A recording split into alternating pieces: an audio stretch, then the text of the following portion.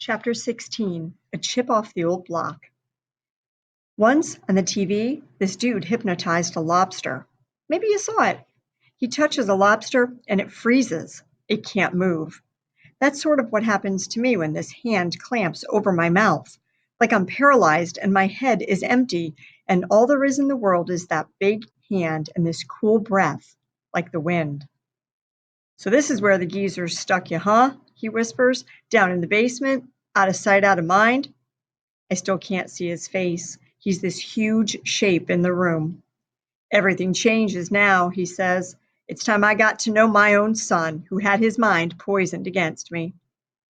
He makes me sit up and shushes me to make sure I won't make any noise.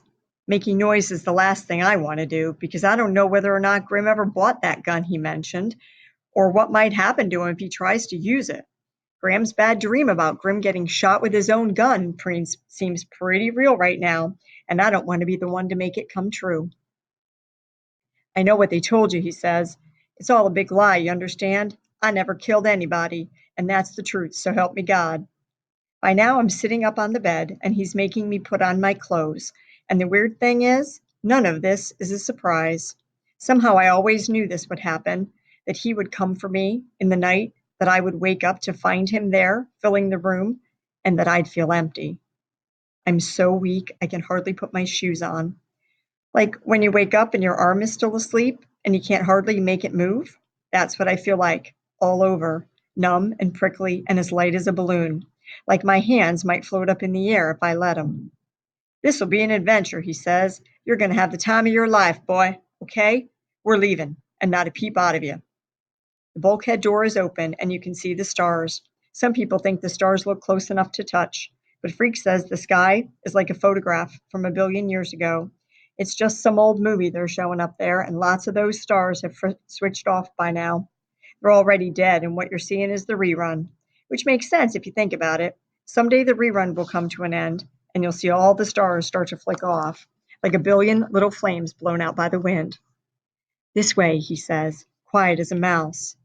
There's snow on the ground, not a lot, enough to cover the ground. I can tell how cold the air is, but I can't feel it, even without a jacket, which I didn't have time to put on. The cold doesn't matter. Nothing does, really. Not Grim and Graham or the old stars in the sky, or Freak and the fair Gwen. They're all just make-believe. This dream I was having for a long time. And now I'm awake again, and he's filling the room somehow, even though we're outside. The lights are out at Freak's house, and I'm thinking the stars clicked off, and I don't even know why I'm thinking that. It's like a dead voice in my head or something. We're under a streetlight when he says, "Let me look at you." He's got these big eyebrows that make it hard to see his eyes, and that's fine. I don't want to see them. Looking at those eyes is asking to have a bad dream. My, he says, checking me out. Will you look at this? It's like I'm looking at an old picture of myself. You really are a chip off the old block, you know that? I don't say anything. He reaches out and touches my face real gentle, as if he'd never hurt a fly. I say, boy, do you know that? Answer me, now. Yes, sir, I say. Everybody says so.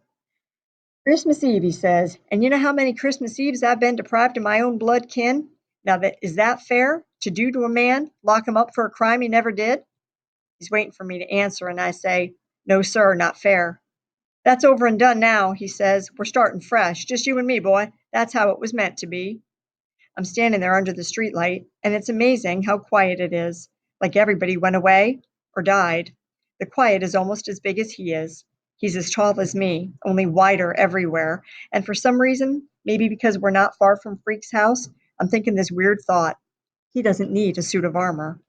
No, and he doesn't need a horse or a lance or a pledge to the king or the love of a fair lady. He doesn't need anything except what he is. He's everything all rolled into one, and no one can ever beat him, not even the brave Lancelot. He's squinting around, his eyebrows are furrowed shadows, and he says, you know what I think of when I see a neighborhood like this? Hamsters is what I think. That's how these people live, like hamsters in cages. They have their little wheels to run on, and that's what they do for the whole of their lives. They run and get nowhere. They just spin. I stand there. They poisoned you against me, I know that, he says. Give it time, you'll see the truth. He starts walking fast, and I walk with him, like my feet already know where to go. We're cutting through the side streets and heading down to the pond, all cold and white and frozen.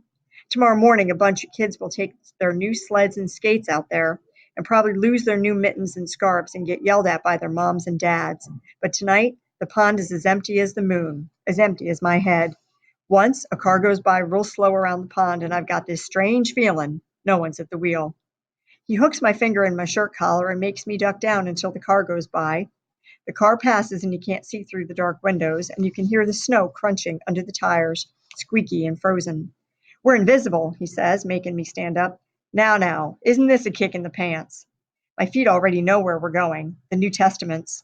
There's a few lights on in the old buildings, and you can see some of the windows are cracked. It looks like a knife cut against the light. And he's saying, you know about Mary and Joseph, how they sought shelter in Bethlehem, and how the baby Jesus was born in a manger? I try to nod, and the funny thing is, even though I'm not cold, my teeth are chattering. So it's like the rest of me is freezing, but my head hasn't noticed. That's what we're doing, seeking shelter, he says, except this ain't exactly a manger we're going to. No, sir, I say, it sure isn't. He touches me real soft on the back of the neck and says, I didn't ask you a question, boy. Rule number one, don't sass your old man. I make sure my mouth stays shut. We're coming up onto the Testaments, and they look almost pretty in the new with the new snow coating the roofs and making the yards clean and white and soft. You can see where an old bike handlebar is coming up through the snow and shapes of other things left out. And even the old car up on blocks looks new, like it might take off into the air without any wheels. I know where we're going, even though he doesn't tell me. The door opens before we get there, and Loretta Lee is standing in the light, and she's saying, Iggy, come look what the cat dragged in. He says, say hello to my boy, Loretta. Ain't he a chip off the old block? Then we're inside, and Iggy is there bolting the door behind us and closing the shades. And Loretta, she's wearing this real slinky red dress that looks like it might fall off if she sneezed. She's saying, mission accomplished, hey, Kenny? I knew you could do it if anybody could. Iggy says, watch your mouth, Loretta. I do believe you've been drinking, my father says. Has she been drinking, Iggy? I thought I made myself clear. Hey, it's Christmas Eve, Iggy says, and he sounds real nervous. A little punch, what can it hurt? A little punch, Loretta says, and her voice is slurpy. That's all. She's wearing these fake eyelashes, and they're coming loose, so her eyes look almost as blurry as her red mouth. I know because she keeps flapping her eyes at me and smiling so I can see where the lipstick got on her teeth. Iggy says, she's okay, Kenny. You got my word. Oh, right, Loretta says. Turned over a new leaf. Preacher Kane turned over a new leaf, so there's no booze for anybody on Christmas Eve, even in our own house where a man is his castle. Oh, shut it, Iggy says, and he makes Loretta sit down on the busted couch, where he kind of leans over and waves at me. Wink, wink. Bring me and my boy some food, my father says. We've been out in the cold for 8 long years, and we're hungry, aren't we, son? Yes, sir, I say.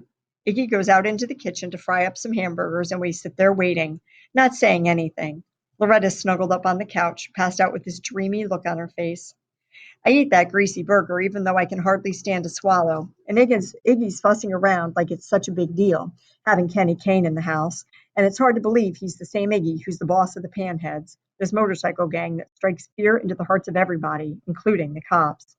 Then Loretta wakes up and stretches like a cat, yawning so you can practically see down her throat, and she says, I guess I needed that.